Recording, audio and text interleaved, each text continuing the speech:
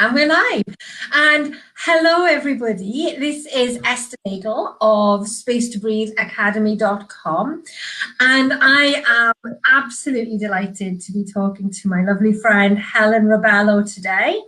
Helen is an author. She is the author of this beautiful book, which you can see I'm in the middle of reading at the moment. This is called The Magical Unfolding. And it is Helen's 8 magical processes for peace, potential, and purpose.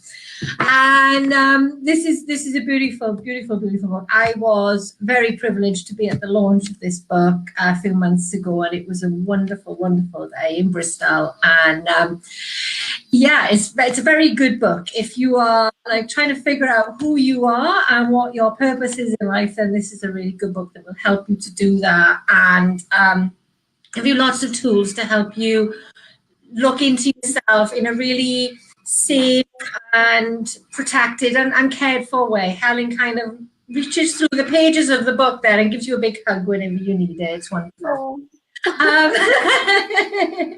But although I could spend the next hour talking about this book because it's done an awful lot of good for me in the last few weeks, we're not actually here to talk about this book as such. We're here to talk about the Turning Point podcast, which is a pop-up podcast. I love the idea of a pop-up podcast. So it's very short. It's got a short lifespan in terms of you're not going to be doing this every week for the next X number of years. This is just limited time and with a very clear purpose. So I am very honored to be part of this Turning Point podcast. And I am one of 20 people who's sharing stories of turning points in life. So Helen, let's just talk about what is it that this idea of the turning point, and you know, how is talking about turning points so important? So firstly, thank you for inviting me to talk to you about this and for saying lovely things about my book, baby. Because I wrote it to touch hearts, so I'm really thrilled that it's touching yours. Oh, it is, definitely. It really does. So turning points. The reason I wanted to talk about turning points is because over the years I've worked with so many people that they've either got really stuck when they've encountered a turning point in their life, or they've got totally freaked out and scared, or they feel like they failed because they haven't had any significant turning points. And one of the themes of my work and one of the themes in the book is kind of about how we can shift our paradigm, shift our perspective of how we view life. And I talk about like the before side being where you live in the matrix myth, and then go across this bridge where you have all these realizations, the bridge of possibility, and then you end up on the other side, you know, living a much more aware, much more intentional, much more aligned, fulfilling life. But what I didn't want to do at any point was make this into one of those, you know, those marketing messages we all see where people are like, oh, I had this crappy thing happen, and then I went through a very tumultuous process which we'll gloss over.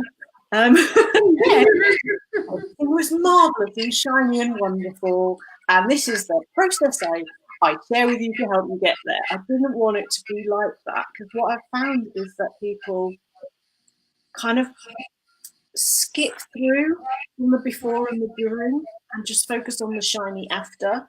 And actually that makes a lot of people I've spoken to feel a bit like they've failed somehow, or they're missing something, or even if they're sharing stuff online, they're solopreneurs, yoga teachers like you, whatever it might be, it's like, I haven't had a big turning point, I haven't had a big epiphany, so what can I talk about? So I just wanted to open up a space to have a conversation with real people, having real experiences, and just share all the different ways that turning points present themselves. Really, just to offer a counterpoint and maybe demystify them a little bit, because there's no doubt we all have them. It's just whether we recognise what they are at the time.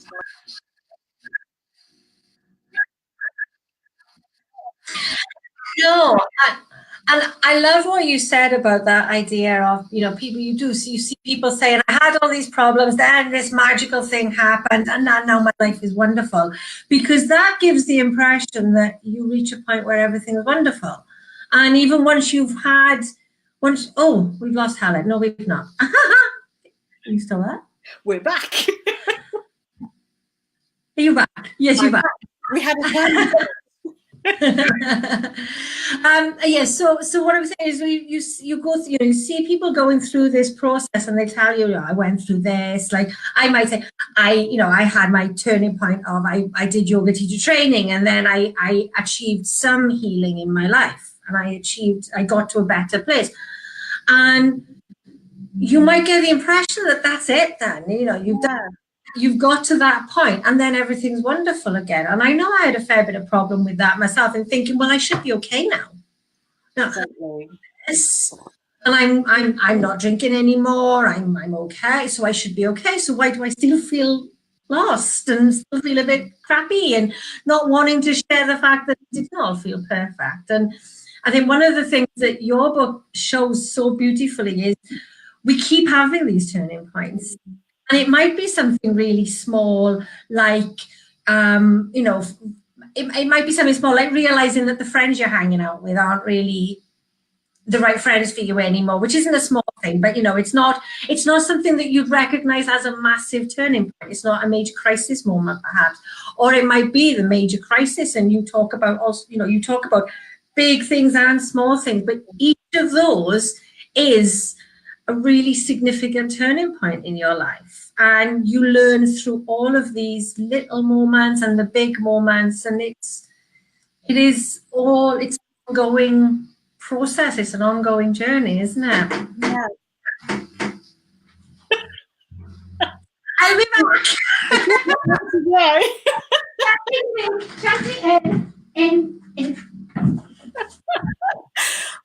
I'll just hang out here and the door.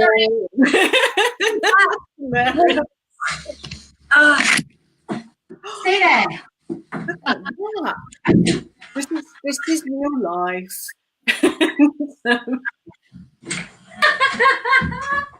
Oh, wasn't that wonderful timing? This is the thing. We're all about keeping it real, you and I, aren't we? Yeah. That's what more kind of demonstration could you have? Just like, let's carry on, it's fine. And that was really funny, because that was my neighbour. I'd had some flowers delivered for my next door neighbour. She wasn't in, so they left it with me. And I had thought, I put the flowers here, and it looked like I got a nice bunch of flowers. And then I decided not to pretend that somebody else's flowers were mine. So I'm really glad I didn't. That would have been very funny. Oh, I love it. Yes. What you said, I was going to say that I think an important aspect of what I do, and I know we come from a really similar place. I think that's why we resonate with each other and get on. I love anything that gives people a sense of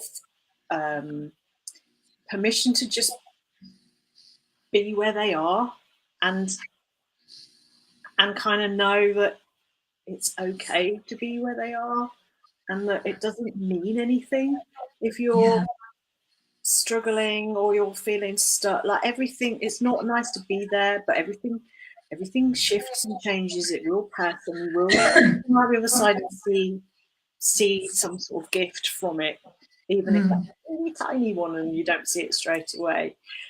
And it's okay. Like, it doesn't mean you've failed if you feel like you're stuck in the messy middle, as I talked about.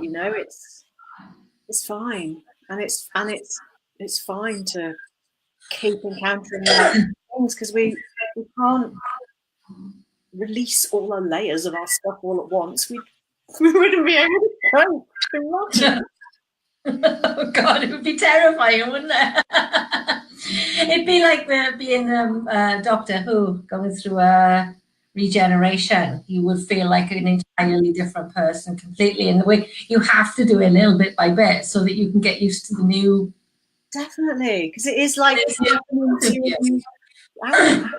new paradigm. It's a paradigm shift. Yes, yeah. Mm-hmm. And even the little changes feel scary when you're creating a new vision of yourself. I know when I stopped drinking, I had to do that really gradually in terms of what I was telling myself about the decisions I was making about my life. If I told myself, if I'd gone from complete denial of my drinking problem in the first place to saying I'm not going to drink and I'm going to live sober, I would never have coped. No. So I had to do all of that really gradually. I think I'm going to keep coughing. Have a drink. Oh, it's going to be one of those live streams. So we have to take these things, baby steps. It's all about those baby steps and getting comfortable with the next phase of our being. And then from that place of feeling safe there, then you can move on to the next. Yeah. Place, can't you? It's like you can't go on a journey from here to London by suddenly appearing in London. You have to do it little bit by bit. Yeah, absolutely. Yeah, you have to. Where you're going, look out the dates. You're going to get there. You've got Google. So many steps involved, and I think that's another great thing about sharing these stories, because they are real stories, and some of them, I mean, some of them have blown me away. It's so humbling, and it's such a privilege to hear what people are sharing and to hold that with people. And I know you've done a fair bit of interviewing as well. It's a very privileged position, and there's something so deeply powerful and gorgeous and just nourishing about it. But what I love is, like, every single story, people have done things in little steps and little shifts, and it's one of the biggest things I've encountered with people is them beating themselves up because they're not there, the land of there. They're not there because it's too big a step, like you said so beautifully. It's just like, how about you could just be here, and then here, and then here, and then maybe we'll go back to here. But it's how we all do it, isn't it?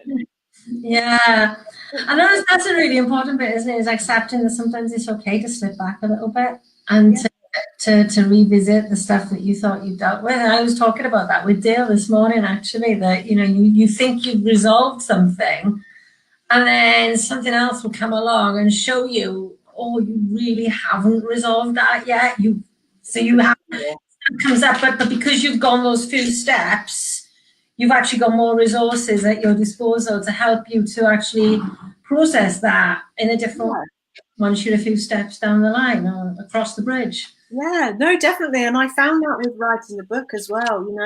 I'm sharing like 15 odd years of sort of conclusions, I suppose, I've drawn from working with people one-to-one and learning about Chinese energetics and all the stuff that I've learned on my self-development path. But then I got to the end of, what the battle you encounter during the writing process in terms of growing up, being seen, people knowing your story, etc. Can I write? All of that stuff.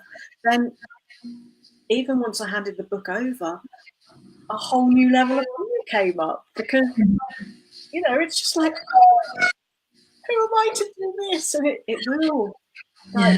It's just unpeeling and unpeeling layers and layers and layers. But I think we'll do that forever until we're not here anymore. Absolutely. And I mean, I know you've trained in yoga and you've got your own self-development, and that is essentially the purpose of our being here is to keep uncovering who we are. Because, you know, in yoga philosophy, the purpose of life isn't the day-to-day mundane stuff. The purpose of life is to uncover the truth of who we are, and keep you. That doesn't stop until, you know, that last breath. You probably, I would imagine, in that last breath, if you're still conscious, you have some kind of enlightenment, you know, not enlightenment, but some kind of thought process going through, and you think, oh yeah, now I figured it out. I like to think that in that last breath, you'd be like, I got it right, great.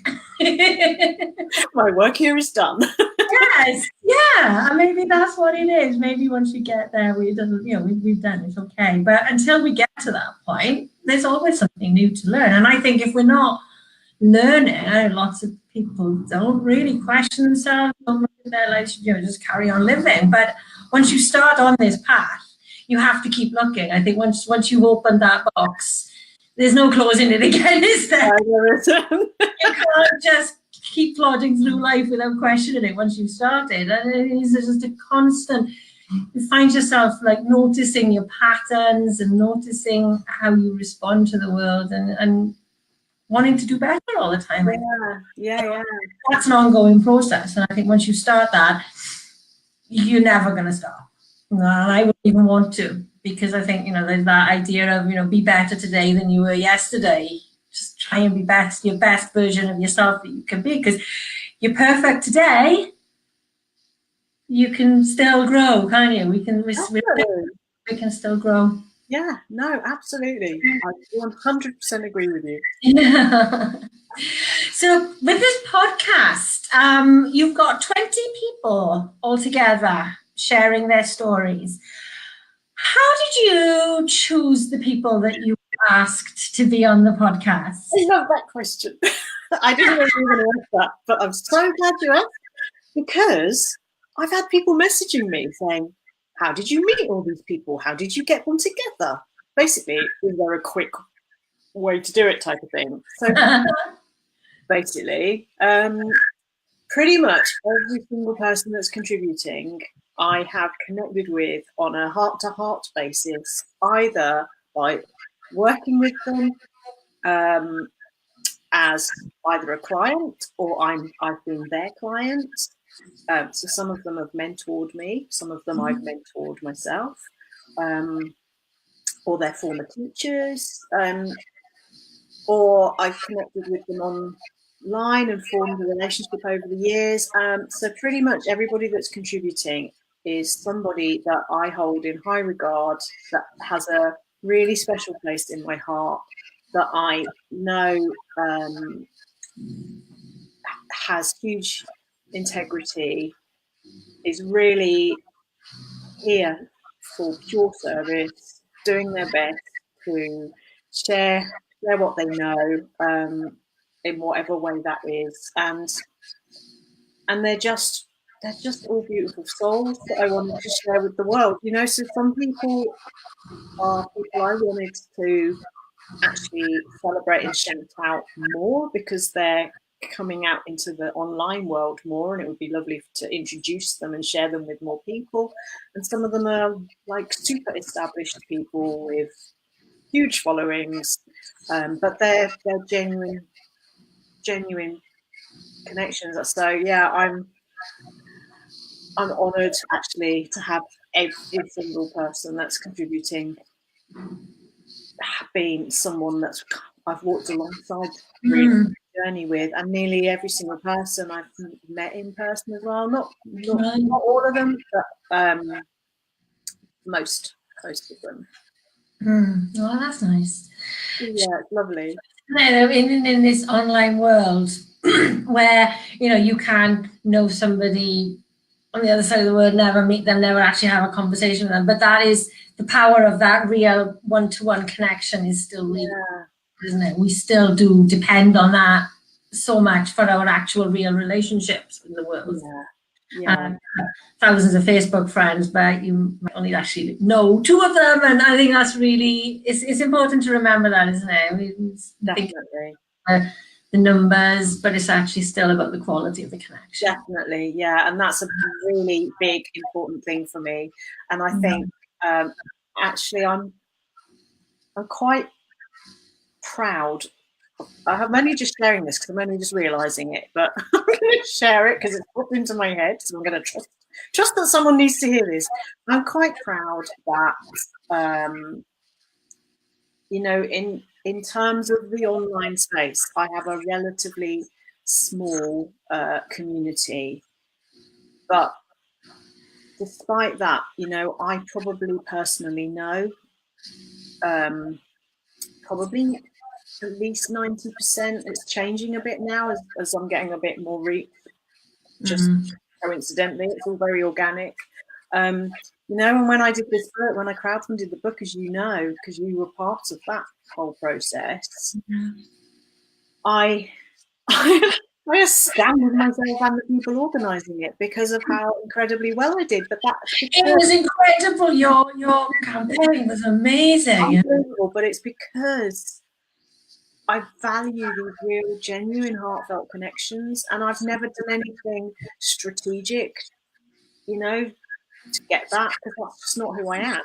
Yeah. I'm a strategist if I had a gun held to my head. That's not how my brain works.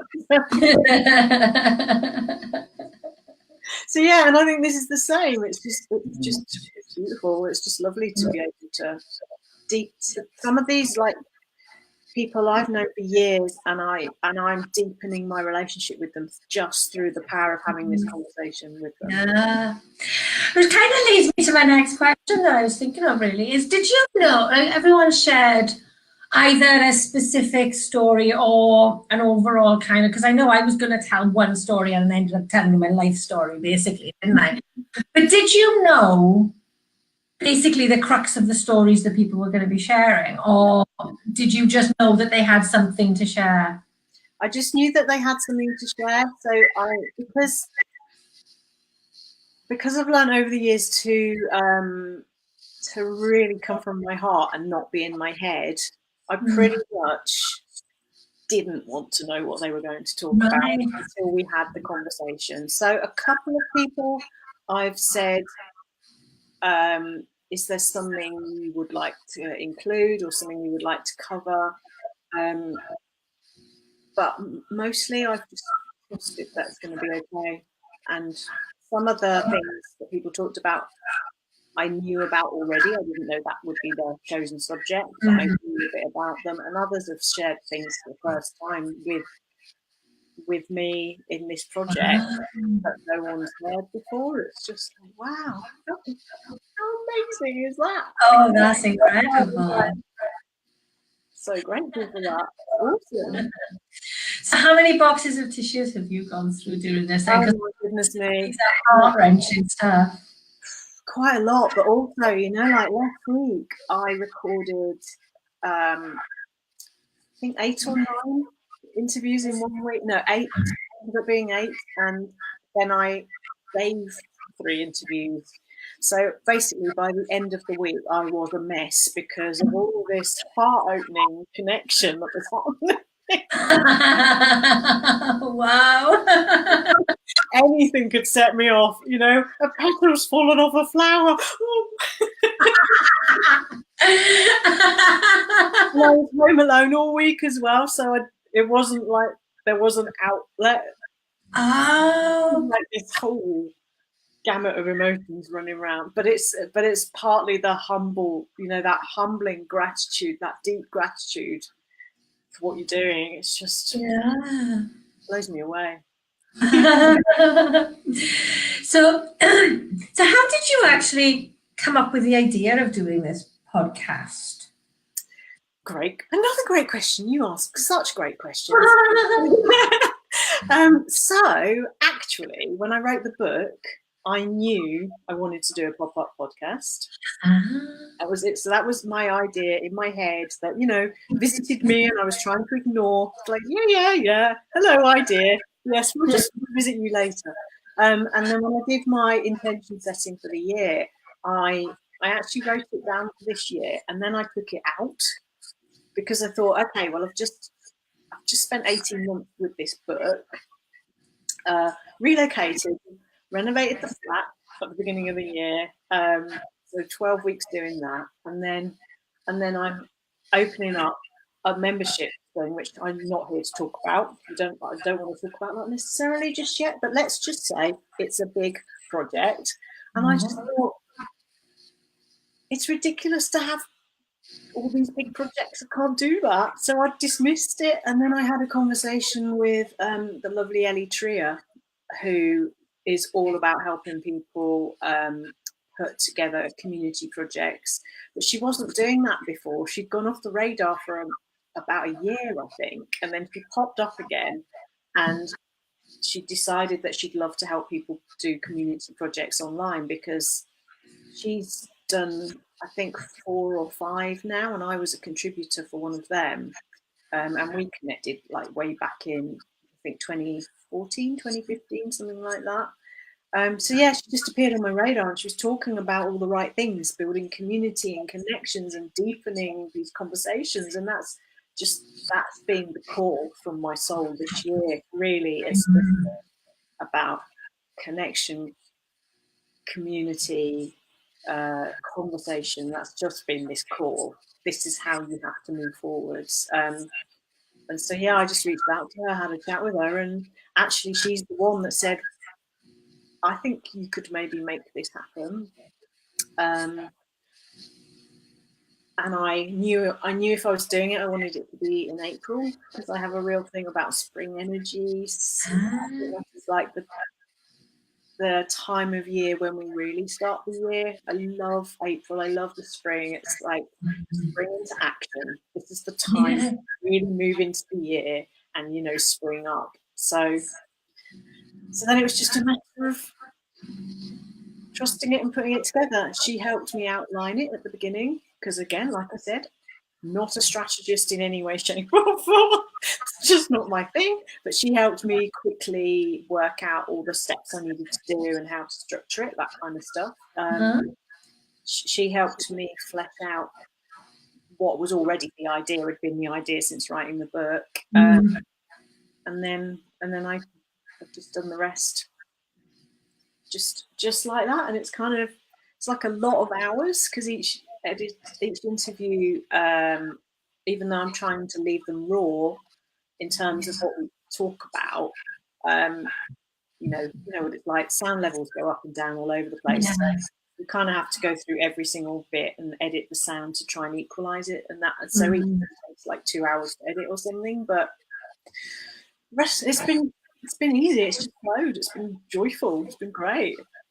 Well, everything that I've seen that you've written about it, just even down to the emails that you've sent, you know, when you sent me the initial information and the emails that you sent to all the guests, and it all feels, it is exactly that. Like, it's coming from something deep in you that's not here. It definitely comes from here.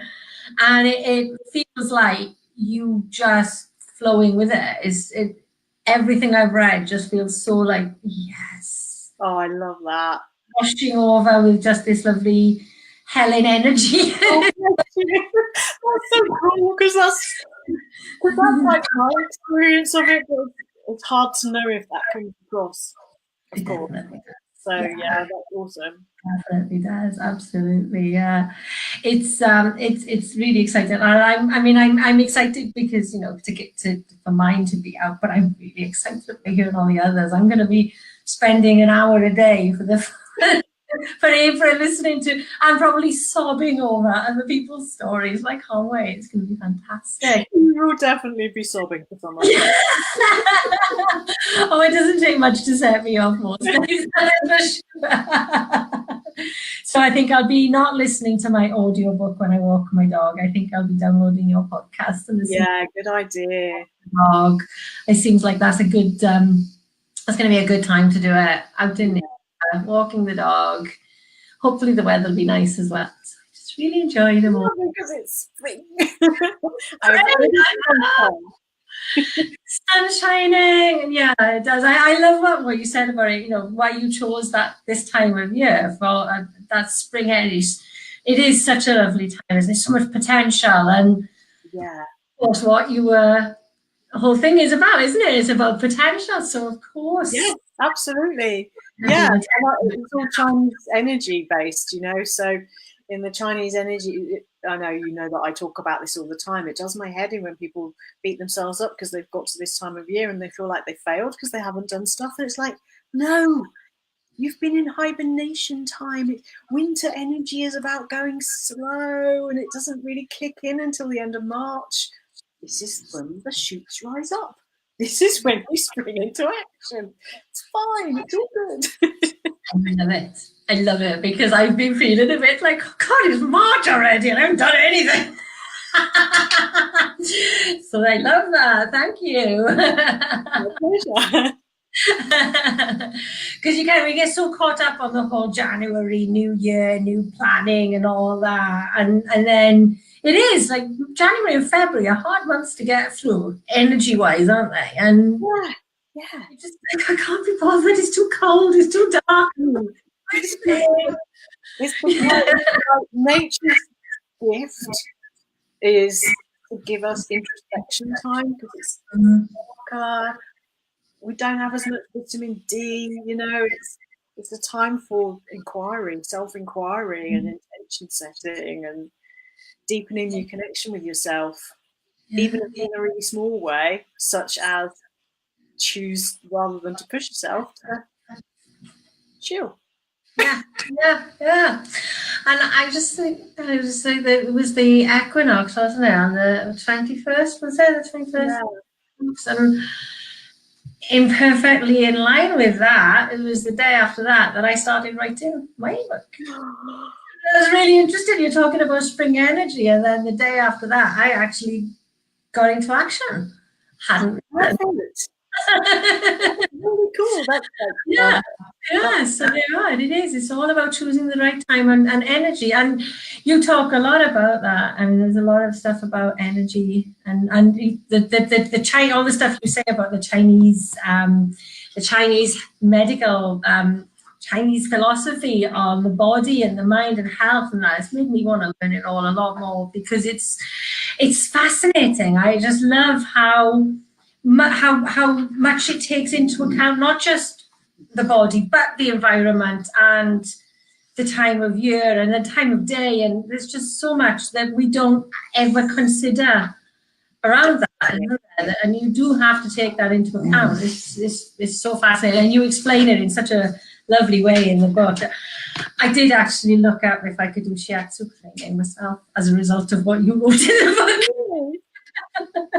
Not sure if it's possible, but I did actually go, I might need to look at this. Whoa, that's pretty cool. Yes. I've already got one person who I know who is a contributor. She's studying more about meridians. Someone who knows as well, but I won't name her. So I'm not going to ask obviously about which podcast you've enjoyed most or anything, but has there been anything that has surprised you that's come out of these podcasts about that's had really profound impact on you personally, and not looking for specifics, but just about how these stories have impacted on you and if they've shaped you in any way? Yeah, so you go into anything you do, no matter how hard you try, you will go into anything you do with an inbuilt expectation there's an inbuilt sense of what you might discover, even if you try to not, to be completely impartial. That's just part of our human makeup. And I recognize now that one of the things I really wanted to discover was how different each pathway has been, how different the turning points have been. you know, almost to set out to disprove the whole hero's journey thing, which I love. But I was like, is that really how it all pans out? And even though the stories are very, very different, ultimately, I realised that they pretty much do follow the hero's journey. So you didn't manage to disprove anything. No, but that's an amazing insight in itself, because you know, if you know anything about the hero's journey, you will see aspects of that in every single story. There are so many parallels, as wide ranging as the different things people share are. There are core themes, core experiences, core insights and discoveries, and it really echoes what I've shared in the book. Yeah. It really echoes the hero's journey. And as much as I was curiosity is one of the things that drive me. So it was kind of like an exploration of curiosity, but also just to see if I could offer all those people that have spoken to me over the years and felt like a failure, if I could offer them some, I don't know, insight or clarity or reassurance or hope, or just anything that helps them be okay with their process. And actually what I've discovered is that, in a weird way, there is a theme. There are parallels between all of our journeys. There is, I don't know, there's something very comforting about that. At even more of a level than I already felt quite accepting of all my twists and turns, you know, as I've got more used to them and more accepting that they do seem to turn out okay, and I will always learn something valuable. But to see how many parallels, I mean, it's quite a big realization because we might hear that in terms of people talking about the hero's journey, but and I'm only basing this on 20 odd stories, but even so, it's a deeper connection we share. There's parallels that bring us all together, that unify our experience, and that's quite huge. It is, yeah. That power of that power of Me Too, isn't it? That power of that's why we share stories. That's why we, as a species throughout our whole evolution, that's why stories have always been so important, is it? Because it does give you that ability to actually take yourself, to stop feeling isolated, because we can get so caught up in feeling like we failed, feeling like feeling that shame of the pain that we're carrying around with us, and feeling like nobody can possibly understand because I'm the only person who's made this mistake. Yeah. And actually hearing that maybe somebody else hasn't made that exact mistake because that's yours, but knowing that somebody else has done the same, has done something that even if it's something that they feel as much pain about, you know, to feel that there's that solidarity, there's that connection there. And then it helps you to step out of shame. And I think shame is where we keep ourselves if we think that we're the only ones. Because I know that when I was struggling with my drinking, and coming to terms with the idea that maybe I had actually been an alcoholic all those years, it was finding people online sharing their stories that actually helped me to come to terms with that, and to say something, well, yeah, okay, so that's exactly what was happening, and it's okay. Yeah. Because now I can move forward, because I felt like, well, I can accept that a bit better now rather than I had to hide it. So it helps us, it gives us that outlet to start to heal things that maybe we're not able to heal in isolation. I don't think we can heal in isolation, really, can we? Yeah, no, definitely. It's about that human desire to have connections, isn't it? That and the beautiful thing about this is they transcend all levels. You know, there are people contributing who you could quite easily look at and think, well, it's all right for them because They're like, I've got some super glamorous people that have been in media and goodness knows what else, and they've done all the tick list of life stuff. But there are still parallels, and I think everybody that listens to this, and everyone that's contributed and listens to it as well, and me as well, I think we can all see ourselves in every story, and there's something very grounding. We're not in it alone. Yeah, it's I mean, I'm like I said, I'm very excited. I'm really looking forward. There's a couple of names on the list that I know, a couple of people that I know or know of. If I don't know them personally, there's some familiar names, but a lot of people I've never heard of, and I'm really looking forward to hearing all this one because of like what you were saying earlier on about the community that you have created around your work and your book, and what I've experienced of the people that are in your community. I just think there's going to be some special stuff there. Yeah, definitely. Because when, at your book launch, I mean, everybody that I spoke to, I could kind of see why you were friends with them. I could see like, yes, there's a certain kind of energy that you were. Definitely. Yeah, it was gorgeous. All walks of life, but everything connected. It was so gorgeous. Yeah, it was beautiful. So I'm assuming that the podcast is going to have a very similar sort of definitely because of the kind of people that you are attracted to and are attracted to you. So it's really awesome. So have you sort of finished now? Have you finished doing all the work you need to do for it? Or have you still got? No, in fact, in about an hour, just over an hour, I will be recording another interview with one of my lovely contributors who lives over in Canada. Oh wow! Yeah, so we've not met in person, but we met online many years ago through a blogging community. Do you know Karina Gordon Barnes? No. She used to do stuff for like heart-centered entrepreneurs. A lot of us were therapists, yoga teachers. She would have loved it. Yeah. So then she did this online blogging thing way back in the day. So I'm talking to lovely Miriam Lindemann. Oh, we're Facebook friends. Yeah, she's beautiful. She is just, I love her to bits. Even though we've never met in person, it's like we know each other. Talking to her, and then I've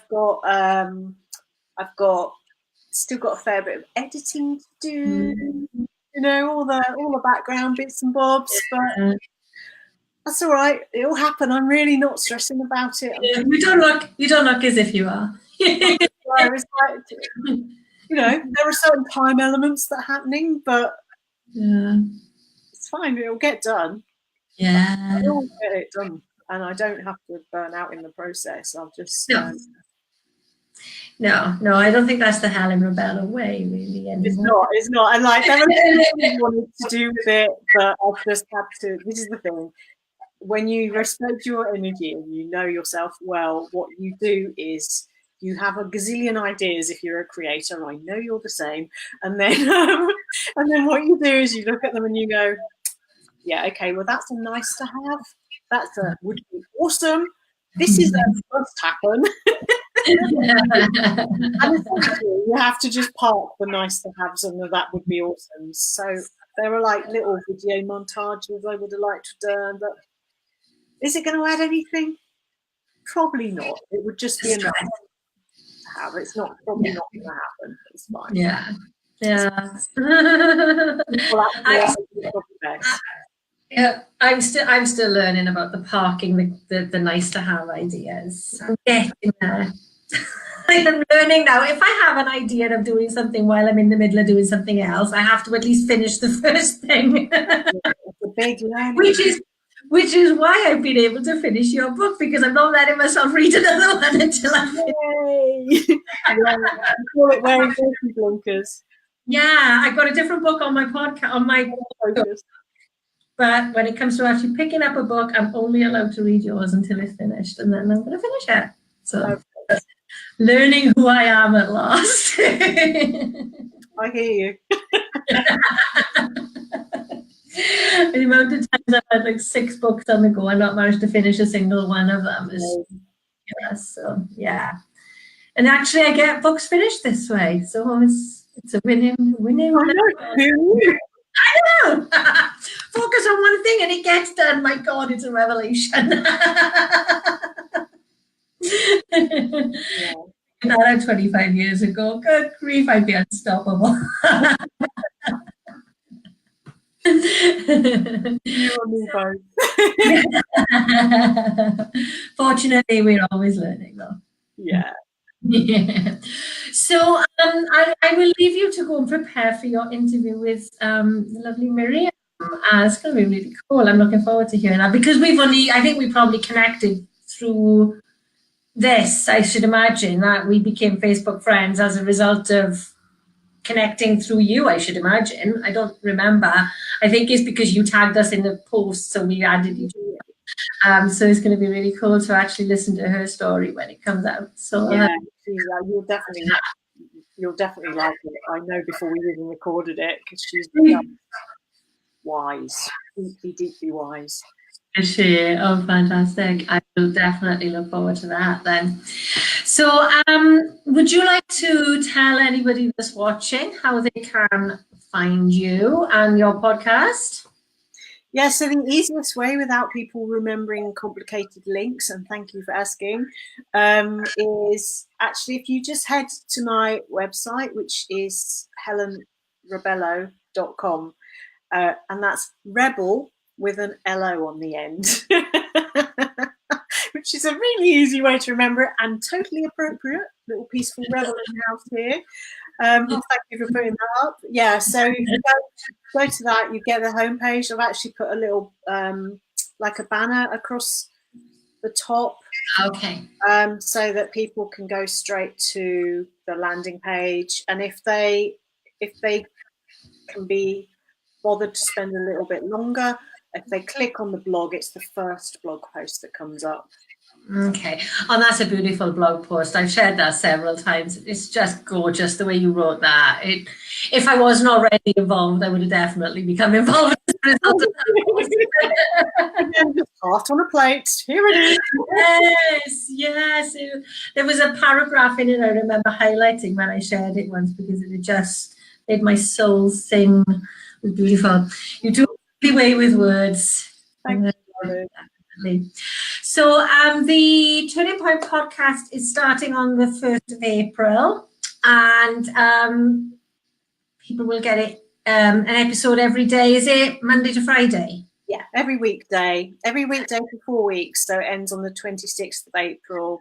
And I'm doing it through like private SoundCloud links. So everyone that signs up will get a link to each episode in the email. And to be honest, I'm kind of doing it that way purely because it all came about so quickly. That was the only way I could think of to make it happen without having to learn about proper podcast hosting and all of that stuff. So since then, I've learned how you create a proper, iTunes, RSS podcast. So after the event, what I'll do is it will be released as a proper, proper. It's already proper, you know what I mean, an iTunes podcast. But what I'll probably do is release each episode over the weeks, so it's not like all of the stuff all at the same time. So they'll do release 2 a week or over 10 weeks, or I might do it over 20 weeks. We'll see. Just see what the feedback is. Yeah, that's fantastic. Well, congratulations on everything. I mean, your beautiful book and this amazing podcast project that you've set up. It's going to be fantastic, and I am very, very honoured to be involved. So thank you so much for inviting me to be part of it and for your time this afternoon. I will look forward to sharing the links next week as well. Yay, I can't wait because you're kicking off, and thank you for that. And just thank you for every element of connection that we have, because it's always a joy and a pleasure, and I'm so glad to know you, and so happy to see you doing what you're doing, and grateful to Nadia Finer, which is how we met as well. Yes, of course, yes. I Nadia's coffee pack. That's the one, was it? Yeah. Yes, and I remember finding the first time I saw you was your Pinterest, and I had massive Pinterest envy. I was like, oh, I love this woman. Look at how pretty her Pinterest looks. And I think I messaged you to tell you, and that I ever said to you was, I love your Pinterest. And that's how it's done. That's how it's done. Yes. So if you see a beautiful social media account that you like, contact the person and tell them, because who knows what it might lead to. Yeah, absolutely. Yeah, so yeah, so a lovely friendship. So thank you for everything, Helen, and for your Thank you. And have a wonderful weekend. You too. Yay. Bye. Thank you.